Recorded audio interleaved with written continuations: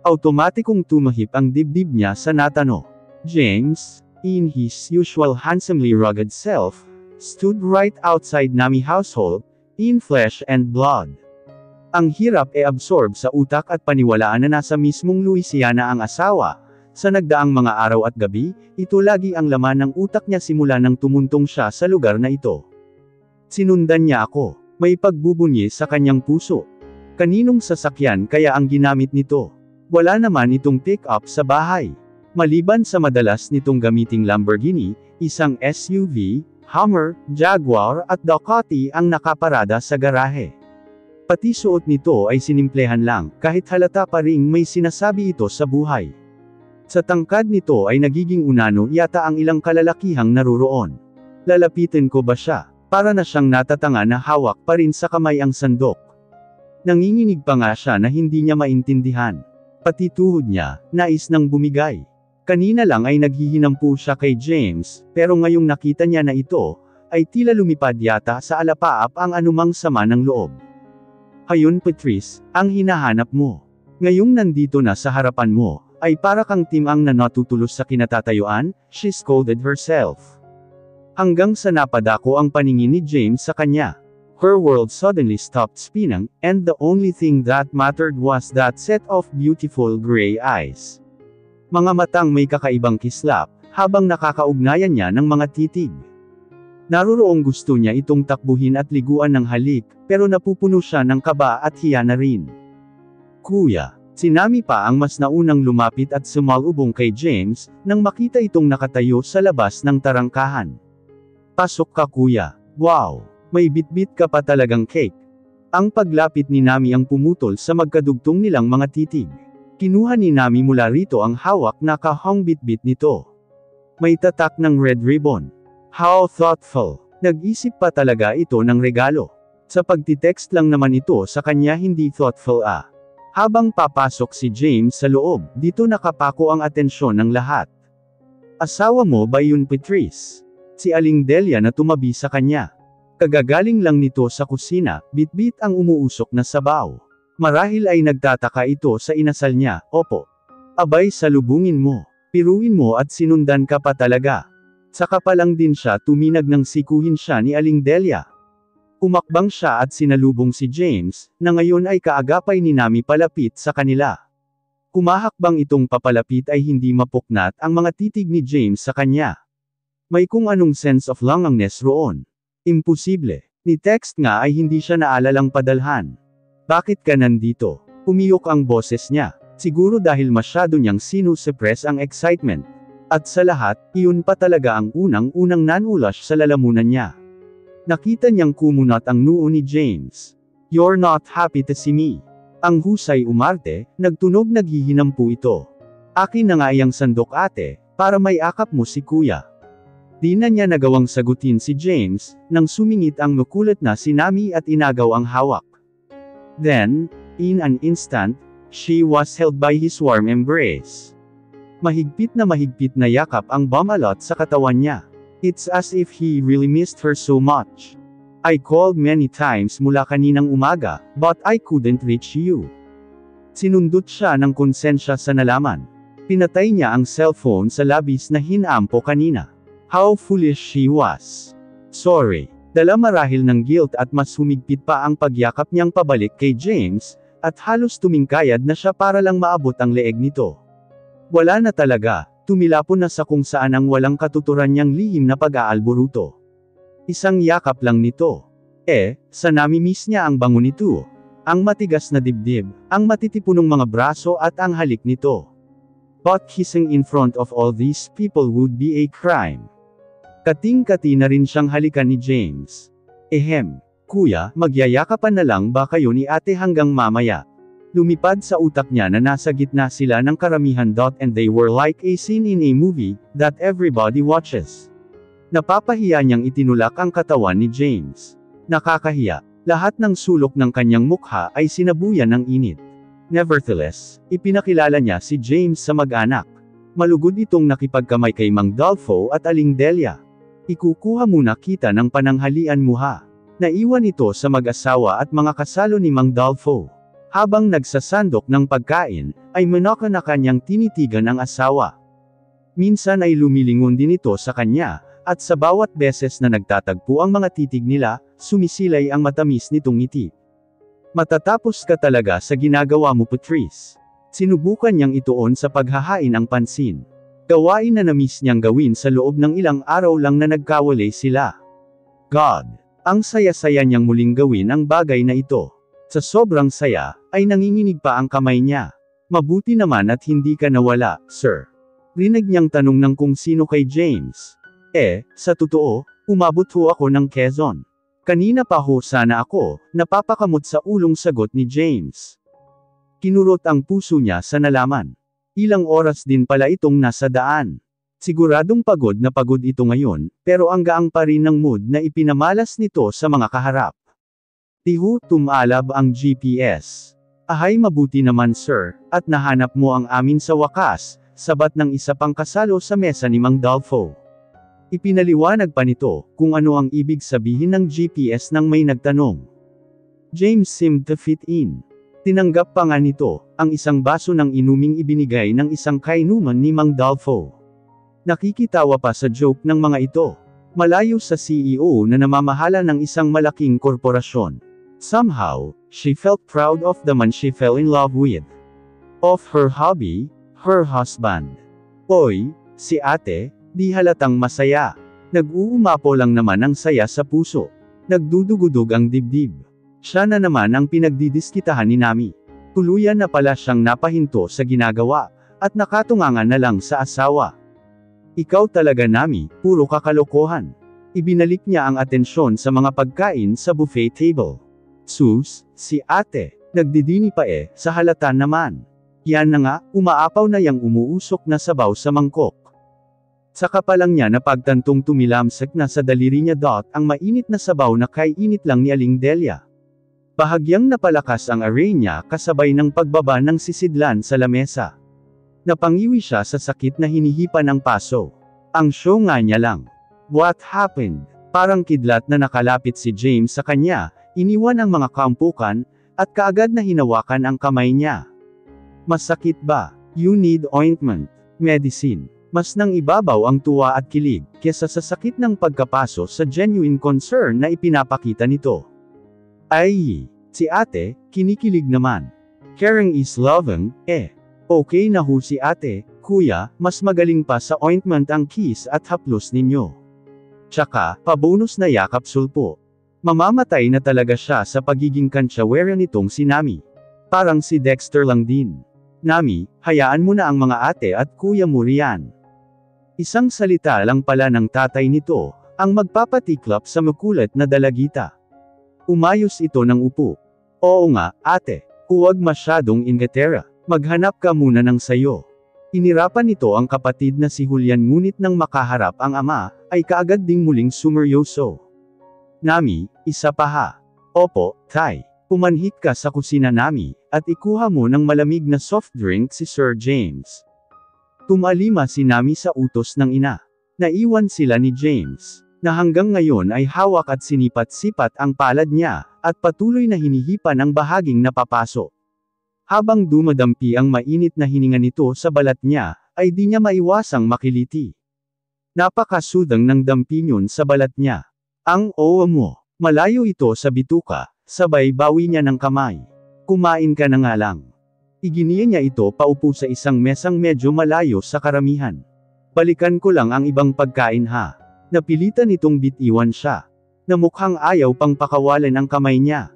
Habang nagsasandok siya ng pagkain, ramdam niya ang mga titig nito na tumatagos sa kanyang kaluluwa. Ang dibdib niya, nagwawala na naman. Pabigla niya itong nilingon.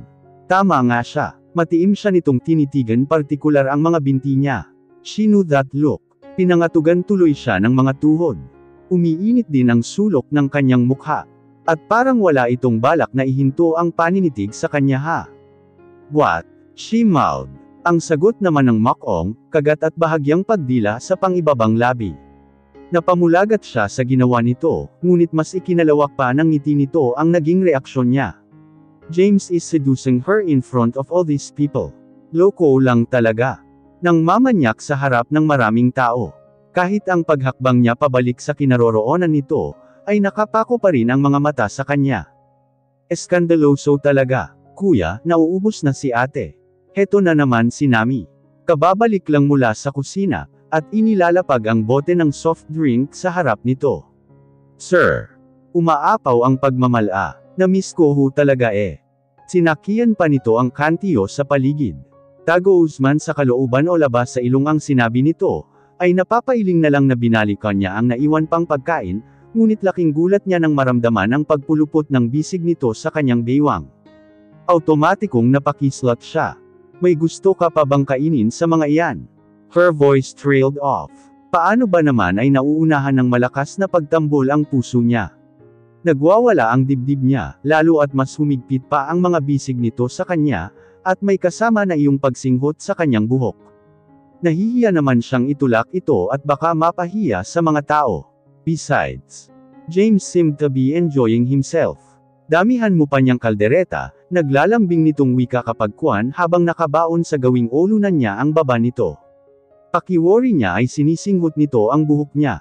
Tumatama kasi ang mainit nitong hininga sa kanyang bumbunan. Sina Mang Dolfo ang nag-iinuman, pero parang siya itong nalalasing. Ngunit gaano man nakalalasing, kailangan nilang umaktong tama. James, so ata niya rito at bahagyang siniko. Pansin niya ang patuloy na nanunudyong mga ngiti ng mga tao sa paligid. What? Anong masama? I'm your husband. Pwede akong maging sweet sa'yo anytime. Ang clingy lang nito ngayon. Masyadong nakakapanibago. Noon ngang matapos siya nitong angkinan, ay basta na lang ito lumipat sa kabilang kwarto. He didn't cuddle her. Baka nakalimutan mong nasa probinsya tayo. Iba ang mindset ng mga tao rito. Sige na nga, natatawang bumitaw ito sa kanya. Ito na ang nagbitbit ng kaldereta na sinandok niya. Ang lapit lang ng mesa nila, pero ang makong ay hawak pa talaga siya sa kamay habang naglalakad. Pumitiw lang nang makaupo na, at nagsimulang kumain. I missed this. Pansamantalang nahinto ang pagbabalat niya ng Bombay, at tinitigan ang asawa na nagsisimula ng samubo ng malalaki. Sayaman nito pero di niya mayawasang mamangha sa pagiging barako nitong kumain. Ang daming kaning inilagay sa plato. Hindi nga naman pala ito nakapananghalian. Namiss kong luto mo Patrice. Kinaplos ng pag-aalala ang puso niya.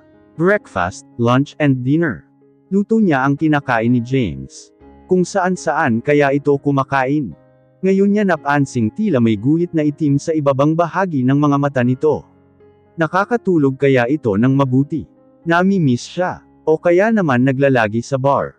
Pam-8 ang dibdib niya sa huling naisip. Plus, the house seemed so empty na hindi kita nakikita roon. Nagangat ito ng mukha, at puno ng kaseryosohang tinawid ng mga titig ang mga mata niya. I missed you. It rendered her speechless. Naramdaman na lang niya ang paggagap nito sa palad niyang nakapatong sa mesang kawayan. I missed you. Sinabi niyang I missed you. Masaya siya, an understatement. 3 katagalang yun, malayo sa I love you, pero sobrang tuwa niya na. Subalit ang gaganyang self, di man lang magawang sumagot ng katumbas na salita. Nag-aalburuto pa siya sa nakaraang mga araw, na hindi man lang siya nito tinawagan. Chance na niya na sabihing mahal niya ito, at hindi lang sa hangin malayang naibubulong ang damdamin. But the question is, may katumbas naman ba ang nararamdaman niya? Baka na-miss lang natabihan o sipingan siya sa kama. Nagpapakita ng sweetness na ikatutuwa ng sinumang babae. Sinasabi ang mga salitang bunsod ng gigil at tulak ng libido. Dahilan para sundan siya rito kina Nami. Masyado siguro itong nahabaan sa 3 gabi, nagreklamo pa nga ito noong sinabi niya. Kapag sinagot niya ito o sinabing I love you, baka matakot ito at ipagtabuyan siya. Falling in love was out of the picture. Kung ano man ang meron sila ngayon, it is purely physical. Naabunuhan ang makamundong pangangailangan na ni Sahin Agap, ay hindi niya alam na mayroon siya. Yet, James seemed to be waiting for whatever she had to say. Nasa mga mata nito. Instead, she lowered her eyes. Hindi ako handa para sa isa pang rejection. Natatapunan mo lang naman ako ng pansin because I am convenient.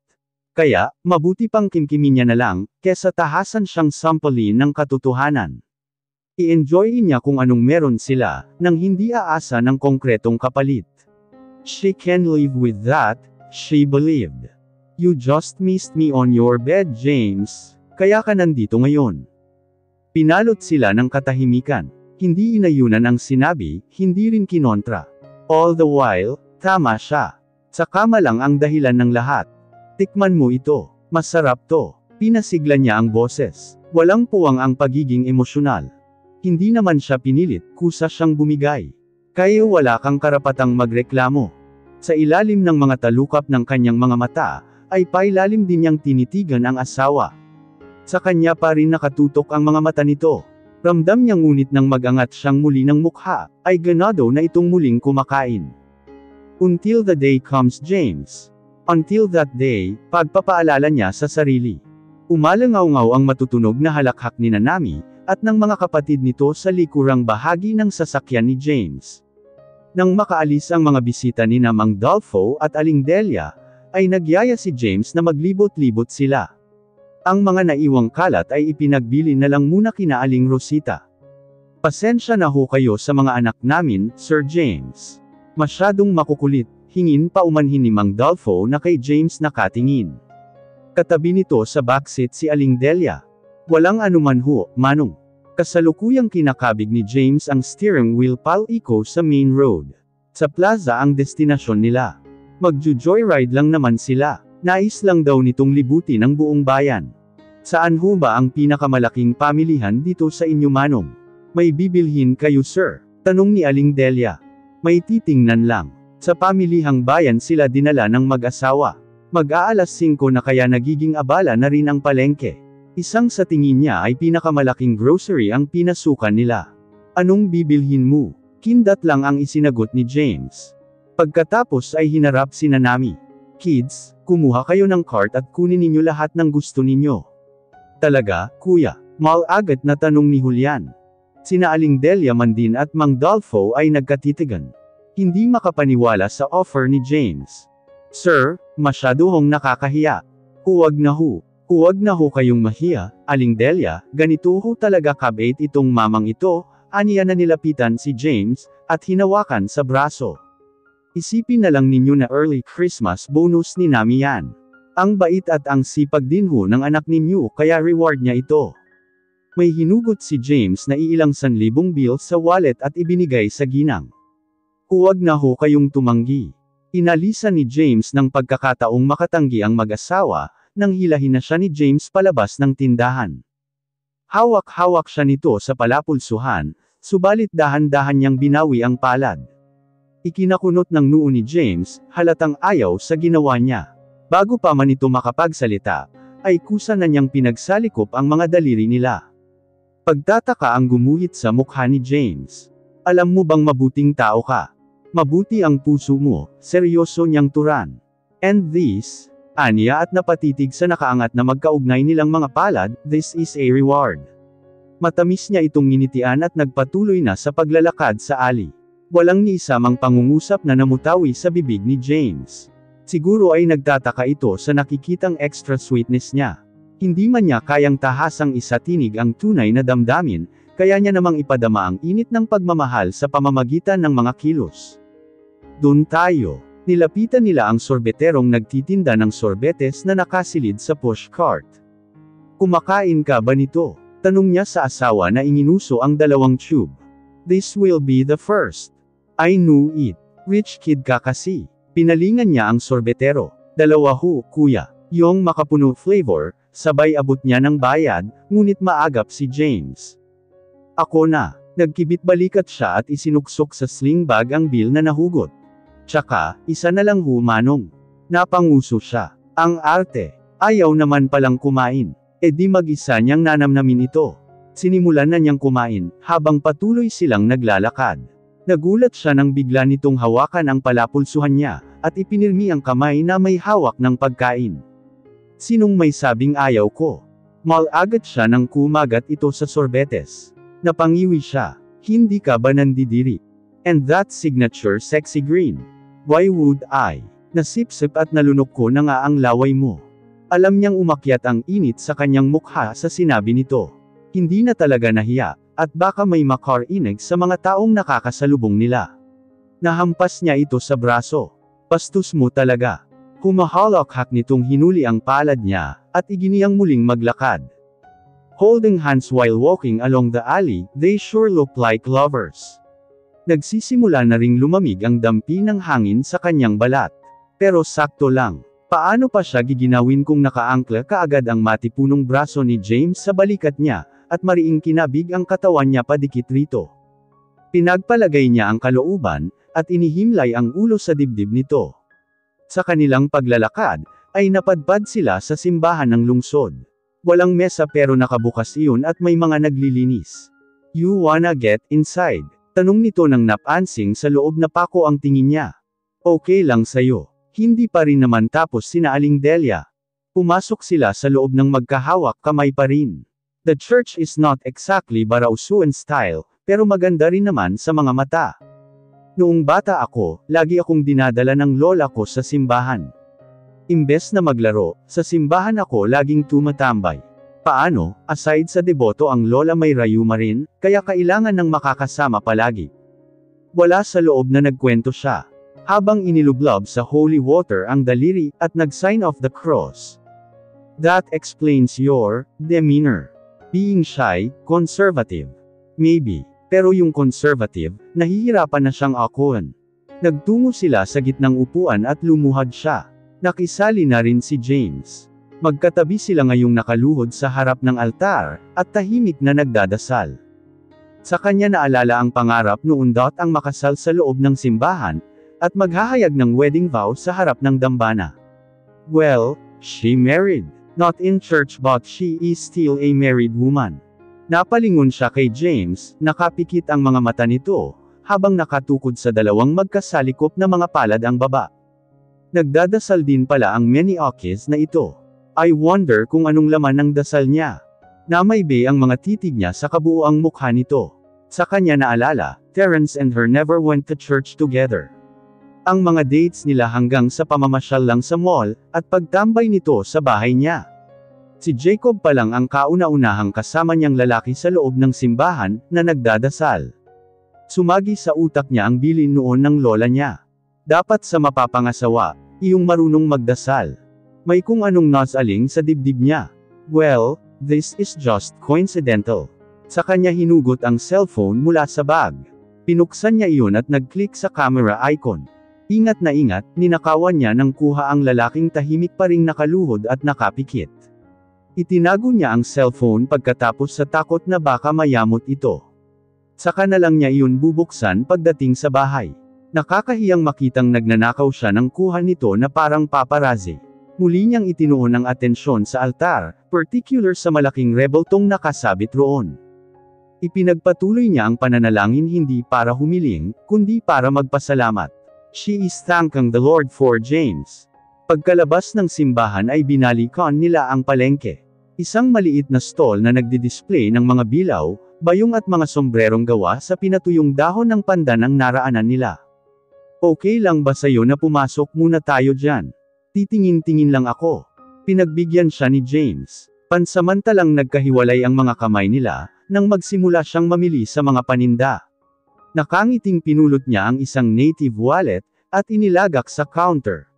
Kasunod naman niyang binusisi ang mga nakadisplay na mga sombrero. Napalingon siya kay James, tahimik lang itong nakamasid sa kanya. Ito na ang kusang umabot sa sombrerong may disenyo, may kulay ang ginamit na mga strand ng pinatuyong pandan. Dagdagan mo pa ng isa pa. Kailan ka pa nahilig sa ganitong hats? Noon pa. Sa probinsya, meron talaga kami ng mga ganito. Gawa nga lang sa buli o romblon. Gamit namin kapag nagtutungo sa bukirin. You spent time in the farm. Most of my childhood. Tumingkayad siya at isinuot ang isa sa ulo ni James, at sinipat-sipat ito. Nice. Hinubad niya iyon sa ulo nito, at idinagdag sa counter. Which farm? Curious nitong tanong at humugot ng perang ipinambayad sa napili niya. Sa amin, sa Agusan. Napatungo-tango ito. Ma'am, gusto ninyong kuhanan ko kayo ng picture? Tanong ng tindera na umagaw ng atensyon nila. Sige ba? Game na ibinigay niya ang cellphone sa babae, at hinela si James patungo sa isang spot. Napangiwi si James. Halatang tutol pero napahinuhod niya ito, kahit ang magpakuha ng wacky pose. Gagawin ko itong wallpaper, aniya nang mapasakamay muli ang aparato, at tinitigan ng isa sa mga kuha. Kasalukuyan ang isinilid ng tindera sa lalagyan ng sombrero, nang kunin niya iyon. Huwag na lang hunin yung ibalot. Nang muling mapasakamay ang binili, ay muli niya yung isinuot kay James. Patrice reklamo ng asawa niya. This is ridiculous. Sige na, just this once. Ang cute tingnan ni James habang nakanguso ito. Pero nagpahinuhod naman. Ngayon niya lang nakita ang side na ito sa asawa. Yumukod ka nga para magpantay naman ang mga mukha natin. Inayos-ayos niya ang sombrero. Sinipat ang mukha nito at dinaywasang haplosan iyon. She missed him so dearly. Aalisin na sana niya ang palad, ngunit maagap iyong pinigilan ni James. Automatikong napalis ang kanyang ngiti, nang makita ang kakaibang mga titig nito. Napatingin na lang siya nang dalhin nito sa gawing bibig ang palad, at nakapikit na hinagkan. He kissed her fingers so tenderly and passionately, as if he was kissing her on the lips. Kamay lang niya ang nadimpian ng mainit nitong bibig pero libu-libong boltahe ang nabubuhay sa kanyang katawan. When James' face leaned towards her, she never even protested. Naghintay siya hanggang sa dumampi ang mga labi nito sa kanya. Masuyo at magaang halik ang iginawad ni James sa mga labi niya. Nanunudyo, nanansya. Sinusukat marahil kung manunulak siya. But it's too hard to resist this kiss. Ang ginawa niya na lang bago ipinikit ang mga mata, at ang hilahin ng sombrero nito at itakip sa mga mukha nila. Pananggalang sa makakakita o sa muling pagpasok ng tindera, na sa cellphone nakatutok ang pansin, habang nasa labas. Then, in the middle of all those pandan baskets and hats and all that Louisiana could offer, they kissed so passionately and tenderly. They devoured each other's hungry mouths. Walang pagmamadali, unmindful kung may makakakita man sa kanila o wala. Nalasahan pa niya ang makapuno sa bibig nila. Their lips and tongues danced to this beautiful rhythm, and each created sensual sounds. Matagal ang pinagsaluhan nilang halik. And when the kiss ended, James rested his forehead over hers, and planted fiery kisses at the tip of her nose. Nakapikit ito at tila ninanamnam ang bawat pagdaan ng mga segundo. 2 nights in a row. I felt incomplete. It was then that he opened his eyes. Hindi siya inaalisan ng mga titig. Wala ka sa tabi ko. I so badly wanted to feel your body, your heat, your kisses. I was tortured by this distance, Patrice, he said, pantang caressing her face. Magtatatlo ngayong gabi, but as much as I would like to take you, I'll try to behave tonight. I'll try to. Mababanaag ang tila paghihirap sa boses nito. Kaya mo, he smiled. Tumuwid ito ng tayo at tinunghayan siya. Kakayanin. Sa nipis ng dingding ni Mang Dolfo at sa luma ng bahay, baka masisira iyong bahay pag ako ang nagsimula sa ating dalawa. James, kinurot niya ito sa braso. Ikaw lang yang maingay ha. Kung ano-anong lumalabas dyan sa bunganga mo. He flinched, smiling at hinuli lang ang nangurot na kamay at hinalikan. Kumanda ka pagdating natin sa bahay. Di kita pagpapahingahin. 4 na araw at 3 gabi mo akong tinakam. Shivers, excitement, lost. Pumangon sa kanyang kaibuturan sa narinig. But right now, ang nangingibabaw ay ang pagmamalaki sa kanyang puso. That, somehow, she is with this beautifully crafted and molded creature named James. Herman, hubby niya. Muling pinagsalikop ang mga palad nila. Mas humigpit ang hawak niya sa palad nito. Iginiya siya nitong palabas ng tindahan. Napatingin siya sa magkaugnay nilang mga palad ng napapangiti. This place fill my heart with so much happiness. Kumapit siya sa braso ni James at sumandal sa balikat nito. For as long as I could, James, my heart belongs to you, and you only. James fulfilled his promise. He behaved. Sa sala ito natulog kahit anong pilit ni Mang Dolfo, na magsama sila sa silid, o di kaya ay ito ang umuko pa sa isa pang kwarto ng mga kapatid ni Nami. Touched siya. Pakiramdam niya ay nirerespeto talaga siya ng asawa, at alagang-alaga ang pakiramdam niya. Kanina habang naghahapunan sila, ay panay ang ginawa nitong pag-iestima sa kanya. Maglalanding pa lang ang mga mata niya isang putahe, kaagad na yung kukuhanin ni James at ilalagay sa plato niya. Kapag nagkaanak kayo sir, ang ganda siguro ng kombinasyon. Nagkatitigan sila ni James. Paano ba sila magkakaanak? Hindi pa muna ate. Saka na lang po. Sinasabi niya iyon nang hindi nagaanong masakit sa dibdib. Tama nga naman si James, mahirap na kung may batang madadami sa mga desisyon nila, batang magkakaroon ng broken family oras na maghiwalay sila. Natapos ang hapunan na napuno ng kwentuhan sa hapag. Nagkayayaan pang magkwentuhan sina James at Mang Dolfo sa veranda. Bandang alas 9 ay pumanhik na sila sa loob. Wala man lang kasing mapaglilibangan kina Nami, sira pa ang TV ng mga ito, kaya panangga ko ni James na reregaluhan ang mag-anak. Okay ka lang talaga dito. Kasalukuyan niyang inaayos ang pagkakalagay ng mga unan sa higaan nito, ang kahoy na sofa sa sala na nilatagan ni Aling Delia ng manipis na kutsandot ang magiging tulugan ni James ngayong gabi. Nag-aalala siya kay James. Sanay ito sa komportableng buhay. I'll be okay here. Huwag kang mag-alala. Para lang itong kampang. Lumikot ang mga mata nito. Tinatansya kung walang tao sa paligid, bago siya kabigan sa batok at patikan ng halik sa labi. Nagmamadaling halik. But no ang James, kulang na kulang iyon. Sorry, di ko mapigil eh. Napapakamot pa ito sa ulo at napakagat labi. Ang tindi lang talaga ng timing nito. Siya ring paglabas ni Aling Delia mula sa silid nito, may bitbit na pandagdag sa unan ni James. Matapos pasalamatan ay pumanhik na rin itong muli sa silid. Siya naman ay nagpaalam na sa asawa, at tinungo ang kwarto. Pinatay niya ang ilaw sa silid at nahiga na rin. Ang liwanag na nagmumula sa sala na lang ang natitirang tanglaw sa buong kabahayan. Malalim na ang gabi. Maliban sa mga panggabing insekto, ay ang mahinang paghilik ni Nami sa tabi niya ang maririnig. Sa unang gabi niya rito ay namahay pa siya, pero makalipas ang isang oras ay nakatulog din. Sa pangalawang gabi ay nahimbing siya kaagad oras na 4 ang likod sa papag, na nahahanigan lang ng banig at bedsheet. Subalit ngayon, ayaw siyang dalawin ng antok, kahit ilang oras na ang lumipas. Nasa labas lang si James at ang buong kamalayan niya, ay tumatakbong patungo rito. Nakatulog na kaya ito? Tanong niya sa sarili. Nakikiramdam siya sa labas. Tulog na rin ito. Wala nang mga kaluskos mula sa labas.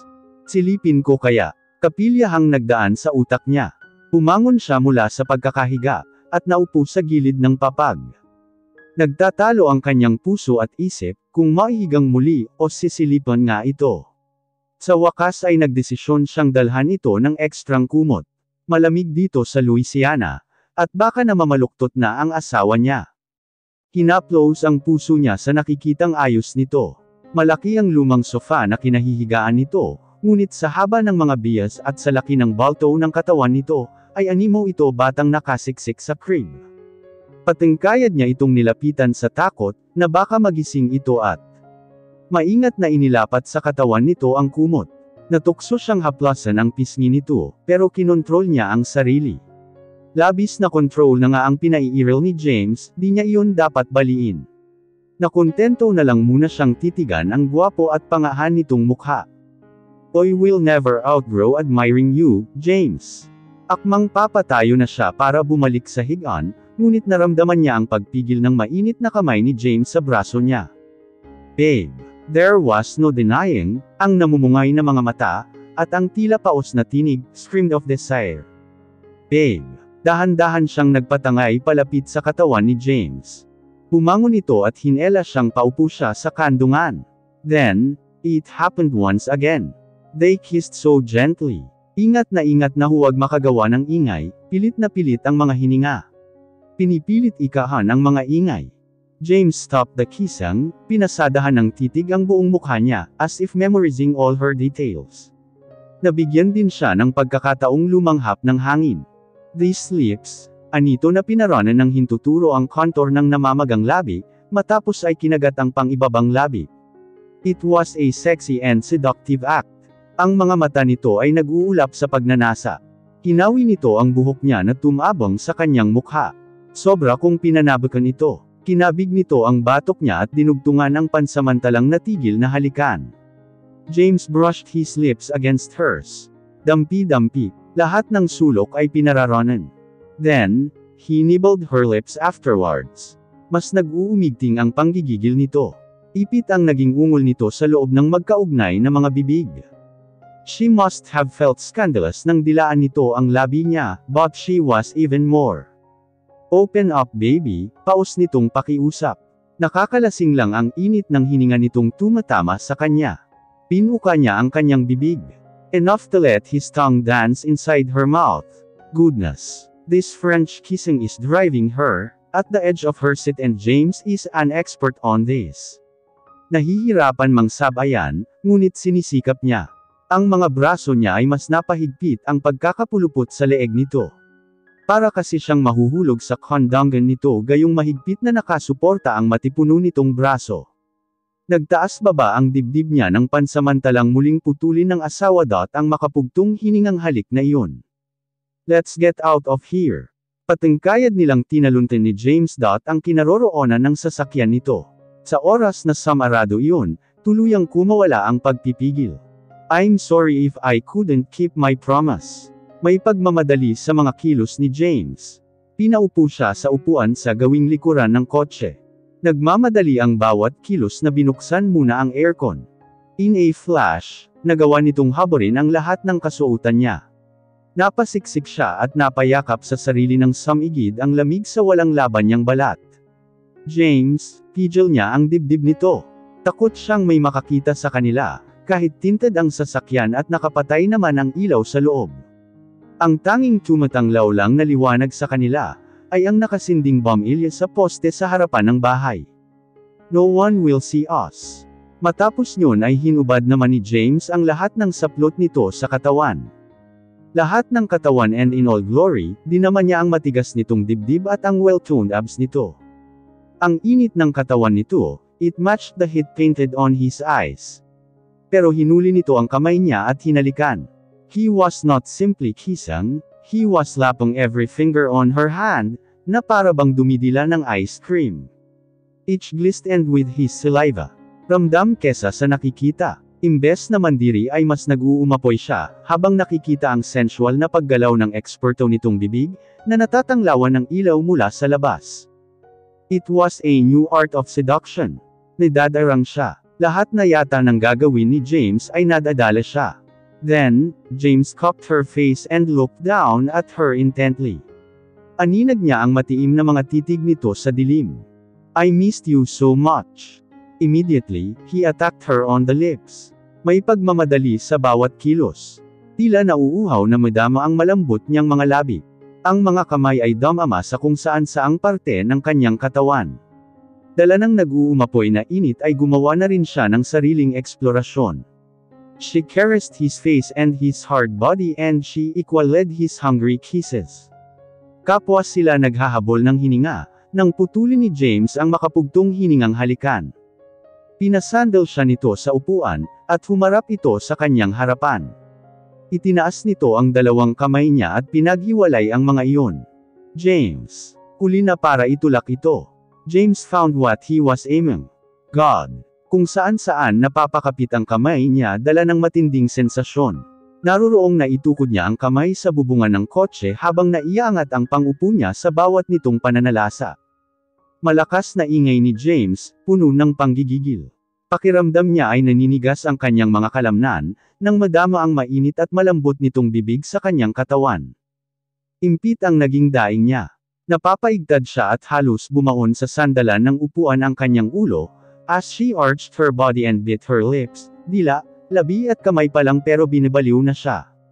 She whimpered as she felt her bod gently squeezed and kissed by his mouth. Ang kaliwang palad ay mapang-akit na minasahe ang kanyang dibdib. His hand and his mouth were in sync, and both moved in unison to fire her desire even more. Napasigaw siya nang marating ang unang kaligayahan, kasabay ng panginginig ng katawan. Parang gulay siyang lantang yumupyup sa upuan, at dahan-daang naibaba ang kaliwang palad, na napahawak sa sandalan ng upuan sa likuran. James, paus at pagod niyang sambit sa pangalan ng asawa. Di pa man nakakabawi, iginiya siyang pasandal ni James sa dingding ng sasakyan. His weight was supported by placing his right arm on the headboard. Ang kanang tuhod naman ay nakapatong sa upuan, napapatungan ng binti niya, habang ang kaliwa ay nakasuporta at nakatukod sa sahig. "You're beautiful," gigil nitong wika at dumukwang at sinakop muli ang kanyang awang na mga labi. He kissed her savagely. Isinalya nito ang kaliwang kamay niya sa balikat nito. "You squeeze me so tightly, babe." Hindi niya maunawaan ang sinabi nito. Iisa lang naman ang alam niya, ang pagbangon ng hangaring muling madama ang init ng asawa. She couldn't wait to reach paradise with him. He started teasing at first, swaying his hips in circular motion in a slow and erotic pace, tila gustong masaling ang lahat ng bahagi ng kanyang katawan. Gustong madaanan at madama, tila bumabawi sa nagdaang mga gabing magkalayo sila. God!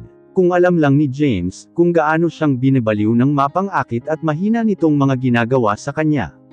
Nang tunog ng pagkakadikit ng kanilang mga katawan. It was almost a scream, di niya napigilan. The pleasure was too much to bear that she pulled his hand, that gently massaged her. Dinala niya iyon sa bibig. Unsure of what she really wanted, isinubo ang hintuturo nito. God, she is on fire. Tila napakalaki ng epekto ng ginawa niya kay James. Tila mas omigting ang pagnanasa nito, at kahit ang muscle sa brasong hawak niya, ay migting na gumalaw. Gigil na gigil ito, kulang na lang ay ibaon ang buong katawan sa kanya. Patrice, uhaw nitong sambit sa pangalan niya. Sa bawat beses ding pagsambit nito sa pangalan niya, ay napapabulong siya. She became sweater each time. Mas mainit ang pagsagot niya. Once again, James swayed her to scorching paradise. The car became the witness of their hot union. While people around were on their deep slumber, silang dalawa ni James ay gising sa pagnanasa, at walang sawang inangkin ang isa't isa. James just kept on making her wanting for more, each time. Kung saan-saan siya napakapit habang isinasagawa nila ang makamundong seremonyas ng mga katawan nila. Ang mga ngahihingalong mga ingay ay nag-i-echo sa nakasaradong sasakyan. I couldn't get enough of you, gigil na gigil nitong wika. Ang mainit na hininga ay pumaypay sa balat niya. His lips and teeth burrowed her neck as he deeply embraced her. Yumuyugyug na ang kotse sa lakas at bilis ng mga kilos ni James.